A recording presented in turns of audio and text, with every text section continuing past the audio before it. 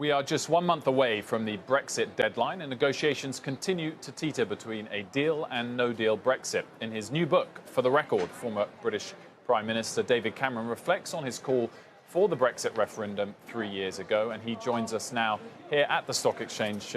David, thanks so much for joining us. Great to be with you. No, good to be on the programme. I want to tackle that question of the referendum result right at the top, and right in the front of your book, you write, quote, "I'm truly sorry to see the country I love so much suffer uncertainty and division." Your friend and former Chancellor George Osborne, in his review of your book, went further than that. He said, "This is an understatement. David is distraught." Is that true? Are you distraught? Well, it is very difficult looking at Britain today and recognising we've had 3 years of uncertainty and we haven't been able to go forwards or go backwards, and that is incredibly frustrating. I mean, we're still a successful economy, we're still growing, we've still got very low unemployment, still a great place to invest, but it is frustrating, and that pains me. But has it been a very painful 3 years? Have you been down, depressed? Well, I've had a lot of time to reflect on the decisions I made, good ones and less good ones, and I try and reflect that in the book. I'm confident that what we did for the economy, where we got rid of the biggest budget deficit in the world, created over 2 million jobs, 1 million new businesses, that was a success.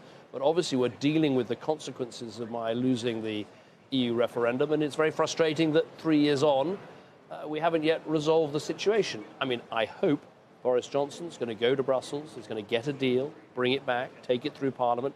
That's the right way to put into place the result of the referendum. But, it's been very difficult. The Prime Minister and indeed his Chancellor today reiterated 31st of October, leave on that date, no ifs, no buts. Do you agree that that's the right approach, even if a deal doesn't materialise? Well, I hope a deal will materialise. And if it doesn't, I mean, as far as I can see, Parliament has legislated that we will not leave without a deal. And I don't think it would be sensible to leave without a deal. It would be bad for the economy, bad for the United Kingdom. So I hope we get a deal.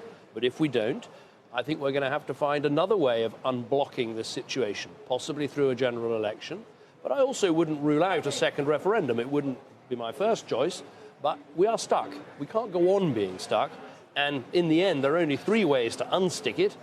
That's to have a deal that Parliament will approve, to have a general election and a new Parliament, or to have a second referendum. You say in the book that Boris Johnson, quote, left the truth at home with some of his campaigning. And another point in the book, you say outright, leave the campaign was lying. Can the British people trust their Prime Minister? I think that Boris was an effective Mayor of London. He can be an effective Prime Minister. He needs to focus on getting this deal, and he has my support in doing so.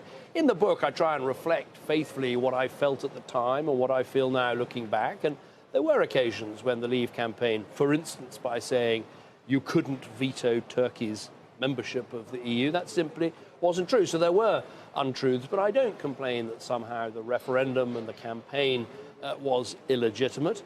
It was backed in a manifesto that I put forward. 9 out of 10 members of Parliament voted for that referendum. I was able to send a leaflet that I poured over every word of to every household in the country to explain why I thought we were better remaining. But in the end, we lost, and that needs to be reflected.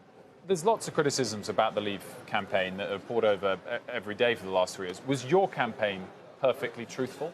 I think we told the story as it was about Britain being better off and stronger and safer inside the EU, but we lost, and I think you have to accept that. I'm happy to say that while some of the forecasts we made about the instant impact on the economy sadly have been borne out, we've not been growing as fast as we had been.